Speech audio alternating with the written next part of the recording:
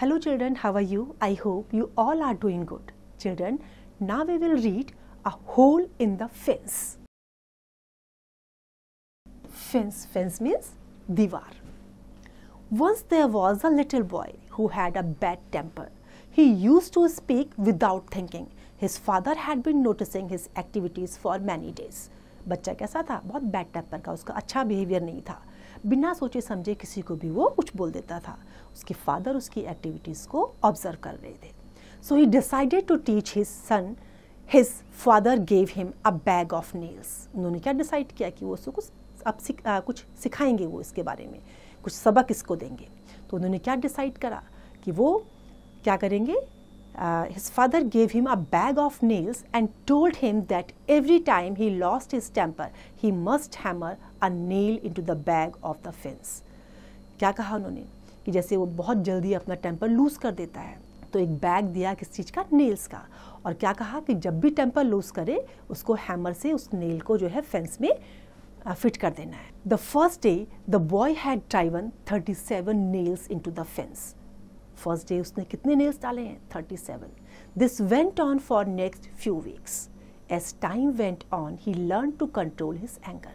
जैसे जैसे टाइम निकलता गया उसको अपने गुस्से को कैसे कंट्रोल करना है ये आया. So the number of hammering the nails into the fence decreased. जब उसको ये समझ में आ गया तो धीरे धीरे जो है क्या हुआ, जो नेल्स जो वॉल में फिट करता था वो धीरे धीरे डिक्रीज होते चले गए, कम होते चले गए.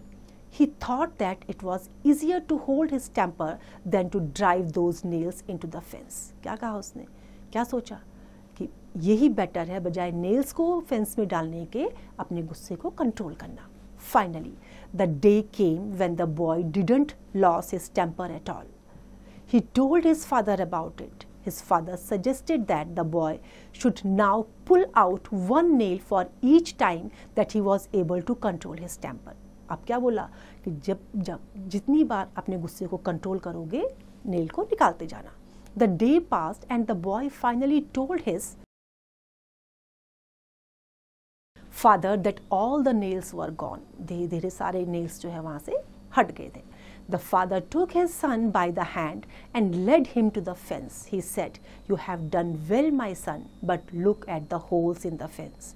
क्या कहा, तुमने अच्छा किया, लेकिन अब फेंस में जितने होल हुए हैं, जितने छेद हुए हैं, इनको देखो. The fence will never be the same. When you say things in anger they leave a scar just like this one. Scar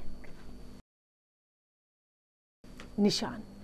जैसे दीवार में नेल्स निकालने के बाद होल हो गए और अब वो दीवार ठीक नहीं हो सकती थी, जैसे पहले थी वैसे नहीं हो सकती थी. इसी तरीके से जब गुस्से में हम किसी को कुछ बोल देते हैं तो वो हमारे दिल पर एक ऐसा निशान छोड़ देते हैं जो कभी भी नहीं मिट सकता.